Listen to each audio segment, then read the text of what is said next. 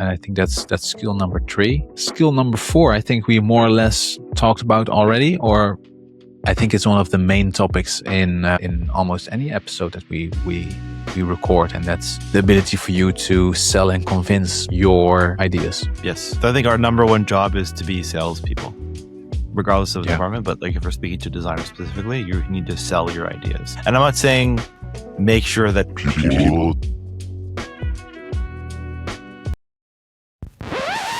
You're officially live. We are officially live, exactly. I mean, this is just an experiment. I mean, let's just be honest about what we're talking. Let's just be honest about the topic in a very quick salesy way. 4 skills you need to become a super strong product designer in the modern sense that companies really need, and they will line up for you to all hire and pay you. That's the topic. Love it. Yeah. And I mean, I'm inspired for 2 of those 4 came by a course I bought called, let's pick it up here, Interface Craft by Josh Puckett. I'm not sure how to pronounce it, but I'll link to it. Sounds French. It does. So we'll put that link somewhere in the around this episode. So I think I'll just name those 4 things, and then we'll dive into each one of them. So first one is conceptual range, being able to think about multiple ideas, not just the thing presented to you or already in place. Yes. Conceptual depth. So picking one of those ideas and really going deep, literally on make it work, and think about different levels and how can we make this stand out. Third one is mastering the tools to be able to do those first 2 skills. Figma, AI, or otherwise. And then 4, being able to convince your stakeholders and sell your ideas to your stakeholders. Because if you cannot sell your design, it's not really worth anything because it will not see the light of day. So those 4, I think if you can get to a decent level of those 4, you'll be a top 1% or top 5% junior level designer. And I think you'll have a very strong foundation to build your career on top of in this strange time we're living in. Yeah, the first one seems like, or the first 2 seems like the first half of the double diamond, going wide and then going narrow. But like going wide, I think is super important, especially now. Like it is so easy to get to the happy path of like focus on one, get very blinders on. I have the solution. This is it. When the beginning of project should be like breaking shit, like finding multiple different variations, even if they don't land anywhere. Inevitably, you land on a combination of 1 or 2 or 3, which is the ideal solution. Especially with like creating prototypes, you can just jump into a solution. You're not even thinking, but you should be going wide for sure. Their design will be better in the end if you do that. Yeah, I mean, because it's so easy to do the thing people expect you to do. I mean, let's see if we can think about an example. If let's say you want to design an onboarding screen or a pricing page, or something's currently a table in your app. It's always easy to think like, okay, well, the table, it doesn't really work on mobile. Let's see if we can improve this table on mobile. I think that's very narrow, but then again, it's very difficult to zoom out and think about like to go wide. Like maybe it should be a list of cards. Maybe we don't even need to show this here. Maybe we need to show it somewhere else. And that's partially because of what we discussed in the previous episode. There's just a lot of stakeholders and different departments around you with different goals. They want to get something done quickly. So you feel maybe insecure, like I have this great idea, but I'm scared to present it because I know they will not like it because of budget reasons. And also, it's just as a human being in your brain, it's very challenging to think about something completely new when you have something in mind. This should be a table. It is a table now. So yeah, and I'm not really sure how to explain how to do it because it's very challenging. But one thing it sounds very silly, but that really helps me is to go for a walk. Do something else for part of your day. And then you'll have that wait a minute moment. Yeah, that often is the case. Like it just comes to you while you're doing not the thing you're supposed to be doing. Yeah. I think also what's important to do is like the research part. So what that can look as simple as opening up a FigJam board and then doing some like high level competitive analysis, taking screenshots of like how other products do it. Of course. And they do it like 7,000 different ways. So that's a good way to start with your inspiration. Here's like the convention. There's only one way there's usually a couple of different ways to do a certain flow, whether it's onboarding. Onboarding is pretty, depending on the context, can be done a couple different ways, but just see how the competitors do it. See which concepts you like, see what fits your use case. Try maybe 2 or 3 of them. And that way you're kind of exploring different directions, but it's anchored in competition or similar products. And then also like go outside the conventional norm. So you might think a checkout experience, I'll just go to Amazon. Great. And then I might go a bit even wider. I'll go to like a Tesla or like a Rivian checkout for purchasing cars. And then I'll go even wider. How does like, if I want to sign up for a banking or a credit card, how does that look like? Just like, so you have the breadth of like different examples of how to do a thing. Then you can converge and kind of narrow in. Yeah. So when you say go wide, like I only thought about like design on a design level, like different ways to design something.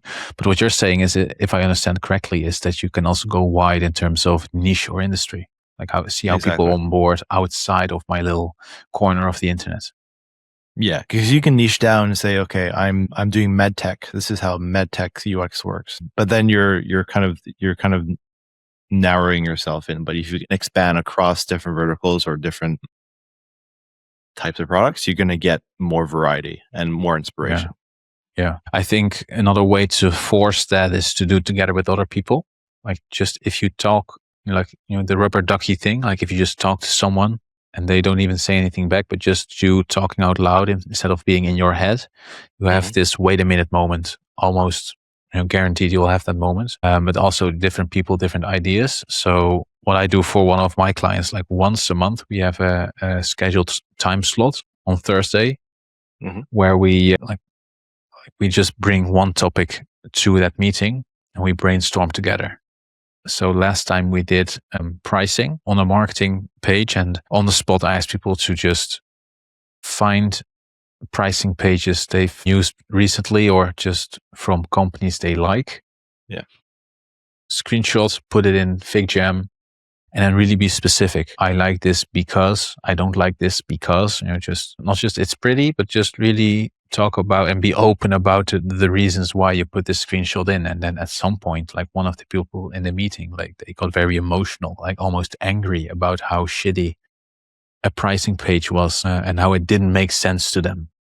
That's a real moment, There's no filter. People are just explaining why they like something, why they don't like something. And then you take at least 10 ideas from that meeting. And that's just 45 minutes of sitting together and pasting screenshots. Yeah. Plus everyone's like, that's speaking to like probably the last one is just stakeholder management. But this is that beginning discovering piece, bringing everyone together. So everyone feels or everyone is involved in the process. It feeds other ideas that you wouldn't normally think about versus just a traditional designer's viewpoint. Yeah. But now you have the client thinking about the problem. They're exposed to different solutions, and you're bringing them early and then it's not a surprise what you're showing them later, and they understand the decisions you made along the way because they were included. Yeah. Well, that's a smart idea as well, for the long-term happiness of your designer. Yes. I mean, so I think that's the range, you have to go very wide. And I know this is challenging when you have a stakeholder breathing down your neck, shouting in your ear that you have to become a 10x designer, but slowing down really helps, So for example, what I have is when let's say I sit down for 4 hours, like from lunch until the end of my workday to work on something. And then after 4 hours, I have something, I'm kind of happy with it. My rule is that I will not send it to my client or stakeholder at the end of that 4-hour block. Because I know I have tunnel vision. I've been working on it too long. If I take a step back, go for dinner, maybe even sleep on it and look at it again the next morning for just 15 minutes, just to see if I didn't put in anything terrible, or maybe I have a new idea. Like, that's my safeguard that I keep in place, because I know, almost guaranteed, that I will have something to fix, or maybe a new idea the next morning. So sure, it takes a bit longer for people to see it, but nobody's going to see and reply to me at 5 p.m. anyway. So might as well do it fresh in the morning. Yes. Yeah. So it's the designer's version of what a developer says about, not pushing something live on a Friday. Yes, definitely. Because it'll break on the weekend. Yes. Yeah. And then your weekend is ruined. So that's what I do, and what I can highly recommend you to do. And it's another example of how you can go even wider with this new fresh idea. So next one is going deep, I think, conceptual depth. Do you have any stories from your experience?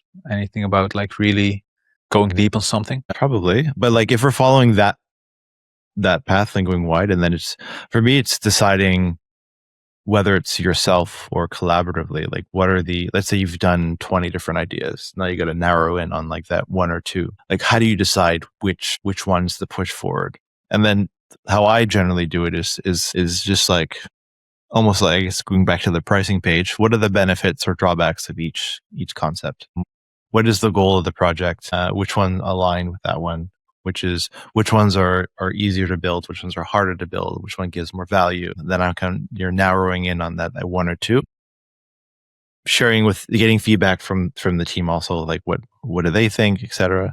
And then you have a version that where we're coming to that territory where this is final version 1, 2, 3, 4, 5. Because you're pushing, you're trying to push this one idea like to its limit, like at the edges of like of its own functionality. Whether it's to that table example, does this table how does it look on mobile? Does it flex right? Is this experience needed on mobile, et cetera, et cetera? Then you're really into the weeds of like what this thing needs to be, and then you have to learn how to stop, because you can keep pushing past your delivery date. Yeah, that's true. Yeah. So I think that's a very important thing to keep in mind, and I don't think there's one final answer, but from going wide to going narrow, picking the winners, the potential winners, doing that on your own versus involving stakeholders, making it an official moment. Like, I really think that depends. I think it's for you, it might be different compared to me, because of the in-house versus freelancing stuff. Mm-hmm. For me, it's more like people hire me to do something. They don't really know what they're talking about. That's why they need me. So Right. I narrow it down on my own. I go from 20 ideas to 3, and I present 3 to them. First of all, but I think, and correct me if I'm wrong, but I think for you, your stakeholders, they've been working on the product for so long, and they have way more know-how compared to my clients. So it's probably a brainstorm workshop type moment together with your stakeholders to figure out the winners. Yeah. Keeping everyone involved at every step, whether that's if it's a book a session, or even we do this a lot. We just record Loom recordings, and then Loom has a really nice feature where you can add comments or emojis also if you think the prototype's fire. just to get everyone's feedback there, which is great. So we do that often and always to keep everyone updated on like the progress of a project, and also to gather feedback. Like, here's where I'm at today. And then you can prefix it with like, it's in a messy state, it's early stage, I'm at the end, I really need feedback on this specific thing. Yes, early and often. Yeah, true. I mean, the hardest thing is to figure out the winners on your own, when it's more about like gut feeling, because at some point you'll probably have a few, like when you narrow it down in terms of like KPIs and ROI, like you probably have a few very similar ones. And then it's up to your design eye to be the judge of which one is best. And then even for me as a freelancer at that moment, I bring in the stakeholders to think along with me. Before we continue, If you're feeling stuck in your design career, or if you feel like you're doing solid work while no one really notices, we've got a bunch of extra stuff on our website. We're building a community for product designers to actually learn, grow, and get hired, not just scroll and collect more inspiration. There's also articles, checklists, and courses. All based on real-world experience from both of us. No fluff, just what actually works. Check out designtablepodcast.com. The link is in the description. Yeah, because it's true. Like in your case, it's you're really seen as the expert. Like we hired you because we are not good at this thing that I think you can kind of deliver value on. They're looking to you for the answer, but also it's helpful to include them into figuring out the answer because they own it as well. That's true. That's true. And it could be, for the juniors listening to this, it could be that you have to go wide again, because the things you thought were a winner weren't really a winner. Like maybe it's just a step in the right direction, or you forgot about a certain aspect of, maybe just an edge case. Mm-hmm. Or what happened to me recently is I just completely forgot about mobile. I just assumed like this is a B2B dashboard, so we're all on desktop. There's not even mobile involved. But turns out 20% of the users were on mobile. I'm like, well, this cool hover idea doesn't work then. Yeah. And part of that is also understanding like when to blow it up. Like, yes, you've gone wide and then you've narrowed in and then you're pushing and pushing V1, V2, V3. Yeah. It is okay to say we need to reset. Like, yes, there's risk there's deadlines, but you don't want to push the wrong thing. So that's also a skill. I think it's harder to know when you should stop pushing and like reset. We've gone a path that we shouldn't have gone down. We've moved further and further and further away from the goal that we initially started with.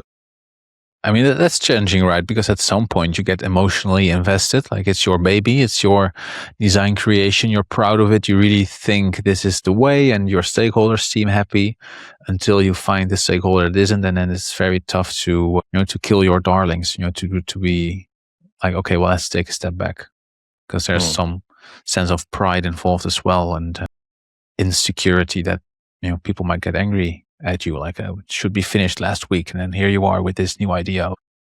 So it's very tough to make the hard decisions. Yeah, on the baby like analogy, I think you should always think of your baby. It becomes your baby once it's pushed to production. I think everything before that is it's getting in a weird place here. But everything before that is experimentation, and you're allowed to make happy mistakes. Yeah, you can be. It's very easy to get emotionally involved in early concepting, but once it's live, it's being held by the users that are using it. Yeah, and then you give me an emotion involved, because there you need, once it's in production, you have to take care of it. To follow the analogy, you have to feed it, iterate, improve it over time, et cetera, et cetera. But allow yourself to disconnect from the solution until it's official. Yeah. Yeah. Do you think, I think it's the case, but I'm curious what you think, that the whole in-house versus freelance thing, and some people tell me more and more designers are going freelance because it gives them more freedom in terms of design process.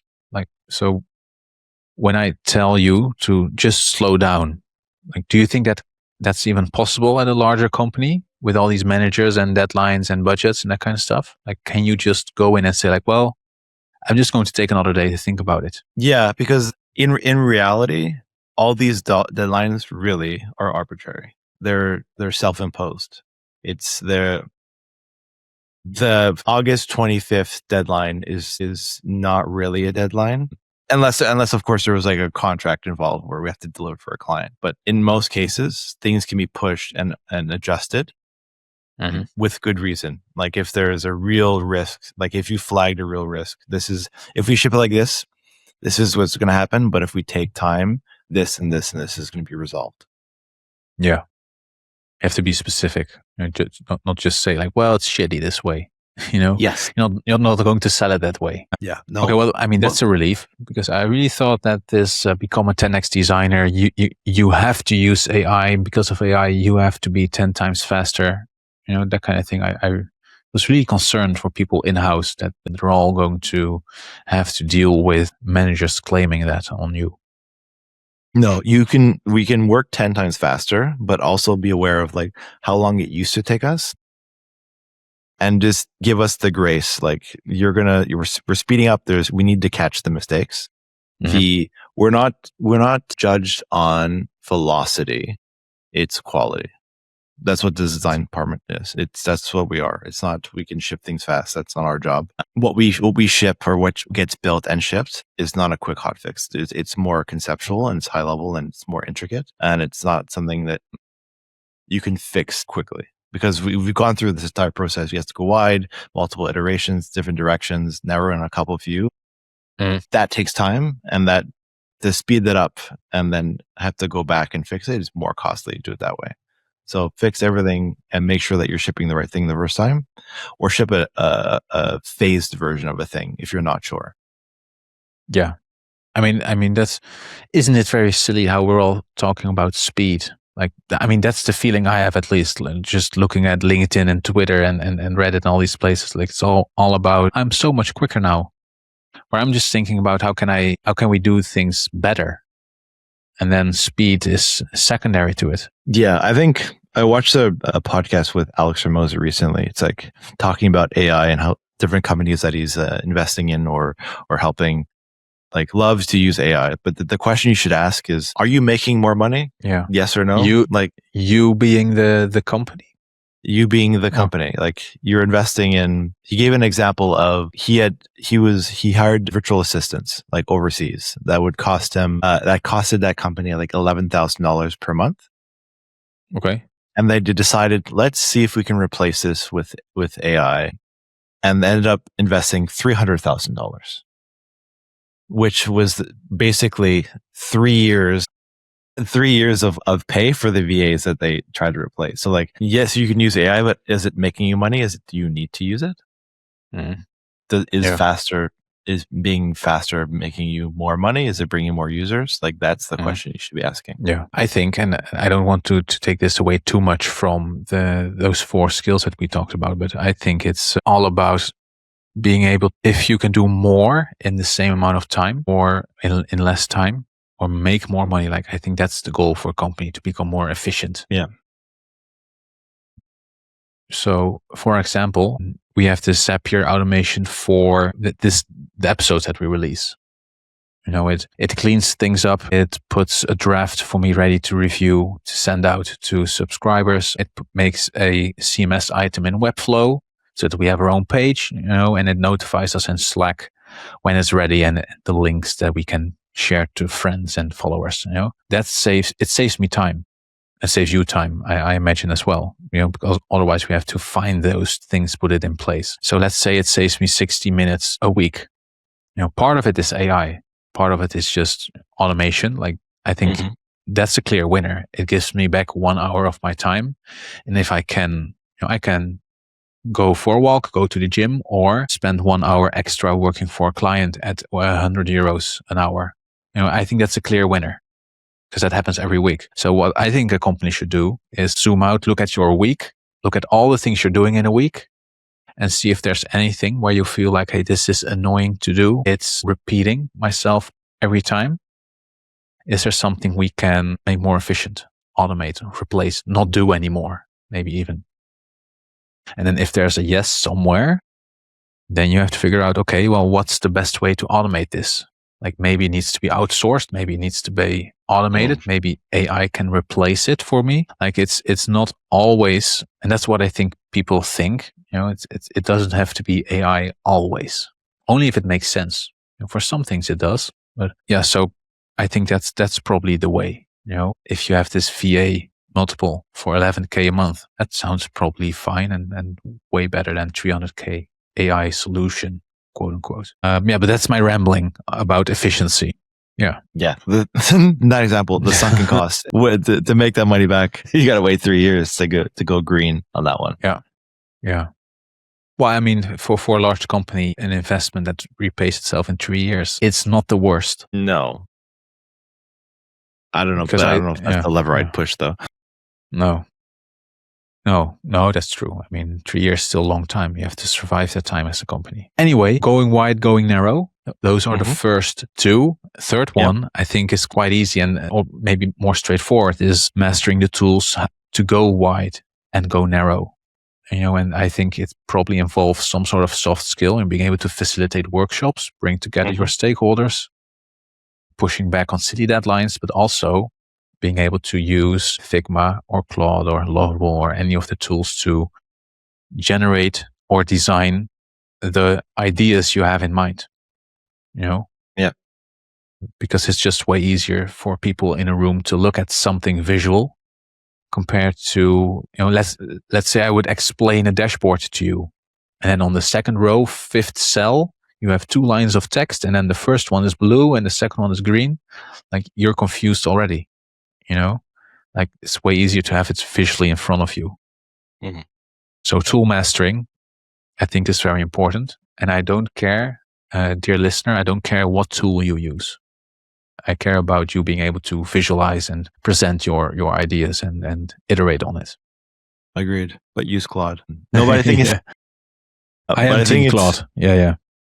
I think it's true. I think learn the tools. Though the tools change every once in a while, but like, they're anchored in the hard skills that you've developed. The tools are just help facilitate you getting to an output.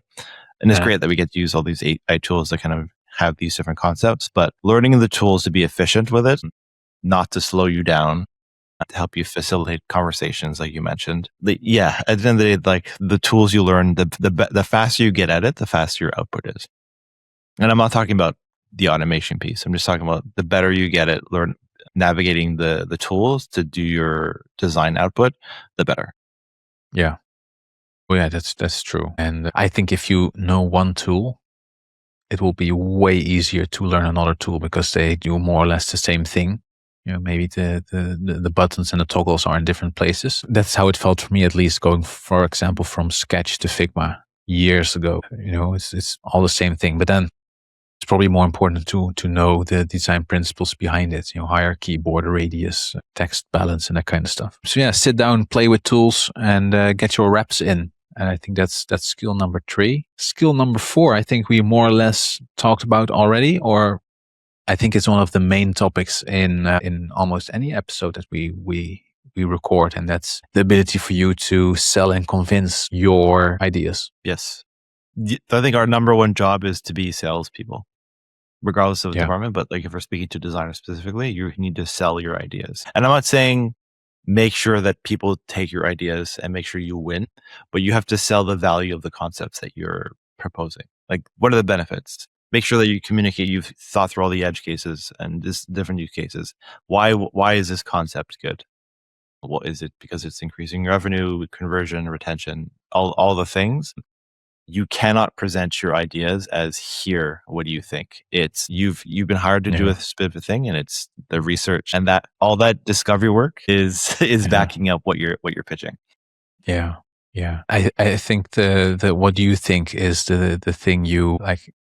That mistake is something you have to experience for yourself. And you have to feel the shitty remainder of that meeting. It's the one that's even worse is when you say, do you like it?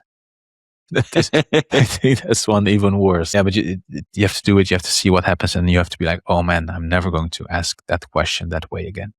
You can ask it at the end. Like, you could do your spiel and then, all right, how do we feel overall? That could be your last question. Yeah. But do not ask that as your first question. That'll derail the entire meeting. Yeah, or as your only question. Yeah, I mean, so that there's a whole lot of soft skill involved. I think we can probably fill like 2 or 3 full episodes with presenting your work and selling your work and that kind of thing. One thing I do want to highlight in that thing, in that fourth skill, is to really try and remember the reason why we even are doing this design exercise. Because that going wide and going narrow, like that whole process, it can take weeks for something that's quite complex. Because you have to find time to meet with people, you have to think about things, you have the weekend, people are sick, people are on vacation, and so it takes weeks. And I don't know about you, but for me, I sometimes forget that starting point. Like, hey, this thing is broken or this thing is underperforming. Let's see if we can make it better. Quick fix or big improvement. Like, those choices are very important to keep in mind while presenting. For us designers, it's very easy to go too big and forget about the scope. For me, at least, I tend to go too big. I think that's the only thing that I present, or the question that I ask. Like here's the question. Here's the thing that we want to fix. Does this thing I'm presenting you help fix that problem? It almost never. I don't think I ever get design feedback because I never ask that question. Like I assume. I think if you're in a team with other designers, get aesthetic feedback in a separate session. But if you're presenting with other stakeholders, like get feedback on the solution to the problem. Yeah. Design by commission is someone I respect very well, is what he calls it. And that's something you don't want, to just be in a room with a bunch of non-designers and go like, how about this? How about this? How about this? And then they're like, no, well, what if we make it 2 rows instead of 1? And then you're on the spot like a little monkey. You're just like a circus act. You're doing the thing they ask, that's something to prevent for sure. And not I don't want to make this episode too complex, but I think those 4 things, like if you can get those things right, more or less right, you can go from problem to a presented solution where your stakeholders are like, yep, let's build it. And I think that's probably I think that's the first milestone you have to get to as an entry-level designer, to be able to solve a problem. If you had to pick one of the 4 as the most important, what would that be? I'm curious. I would go about, I would say the first one. Like, I'm not allowed to say 2, but I would say in that case, I would pick 1 and 2, the ability to go wide and narrow again. But you asked me for 1, so I to pick 1, I will pick the first one. Okay. Being able to come up with ideas. Very good. How about yourself? I'd probably go 4. I think you learn later in your design career that 4 is super important. I think you over-index on the craft early and forget. It's easy to get lost in, if I do the work correctly at a high level, that will help projects succeed, me succeed in my career. But I think the politics game is super important. So I put it. Well, that's true. 1. That's true. I mean, I think if you cannot sell your design, if you get overrun by stakeholders, it's not worth anything. But then the opposite is true as well. Like, you can be a perfect salesman, but if you have a shitty idea, you're what do they call it? You're you have nothing really to sell, nothing of quality. Lipstick on a pig, I think you're looking for. Yeah. It's in Dutch. We have a few similar things that are very challenging to translate. But I mean, they're all winners. All 4 are winners. But I really see your point. Without sales skills, you're not going to have something built. Not your way. Agreed. Yeah. All right. So, I mean, let's keep this one short and specific. Those are the 4 I think you need, and they will stand the test of time for sure. They'll be the same 4 in 10 years.